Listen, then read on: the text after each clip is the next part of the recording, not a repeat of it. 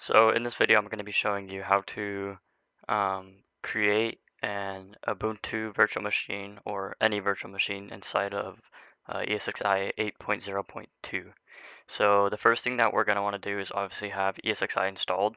Like I said earlier, I'm running 8.0.2 right now, but we are also going to want to download the ISO file for whichever operating system that we want to install. So in this case, I'm just going to be installing another Ubuntu virtual machine. So I'm going to go ahead and look up Linux Ubuntu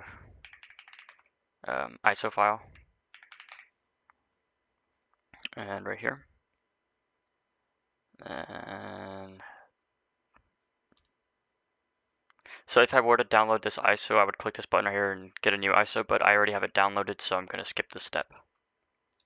So now I'm going to go back into ESXi here, and I'm going to want to mount this ISO to my storage system.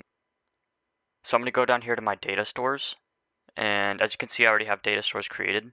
If you do not have a data store created, you would click New Data Store, and you would configure this so you can type your own name. It's not going to let me, but yeah, you would select the name and create a new data store. But I already have two created here, so I would go to the data store that I want to mount the ISO file to. So spare storage, for example, and I'm going to go to data store browser. And then I would create, if you want to keep it neat, you can create a new folder or create a directory to store your ISO files. I've already done that here. So I would have created a folder, and then from here I'd click upload, and then it would bring up my file system. I would select the ISO file that I had just installed, and it would upload it to my data store. But as you can see here, I already have the ISO file, so I will not be doing that. So once we have the ISO file actually mounted to our data store, then we can get to actually making our virtual machine. So once our ISO file is uploaded to our data store, now we can get on to creating the actual virtual machine. So we go here to create register virtual machine, next, and then we can name the virtual machine. I'm just going to name it Ubuntu test, if I could type. And then I'm running 8.0.2 ESXi, so I'm going to have this selected. This is going to be a Linux machine, so Linux, and then I'm going to be running Ubuntu Linux 64-bit. So next, and then this is where we select the data store for the virtual machine. So this is where the virtual machine and all of its storage will be stored. I'm just going to be using my spare storage data store for now.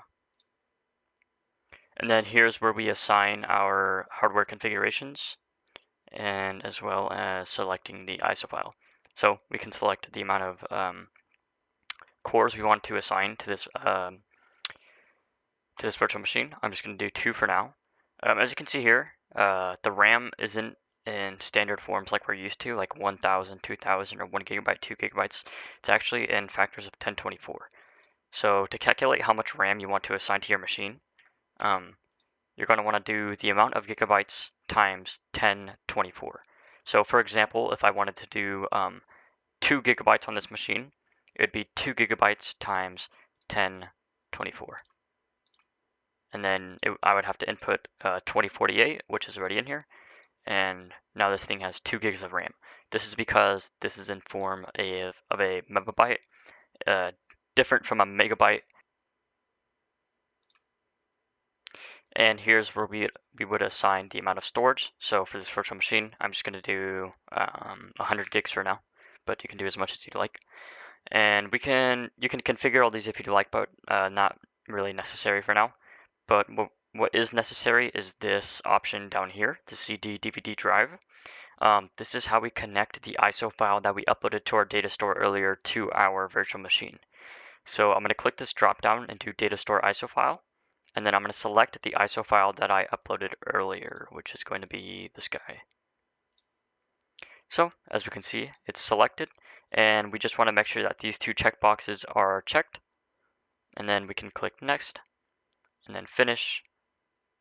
And here is our virtual machine that we just created, so we can go ahead and boot that up. And here we are prompted with the Ubuntu installation screen. So we can go ahead and install Ubuntu. This is pretty straightforward.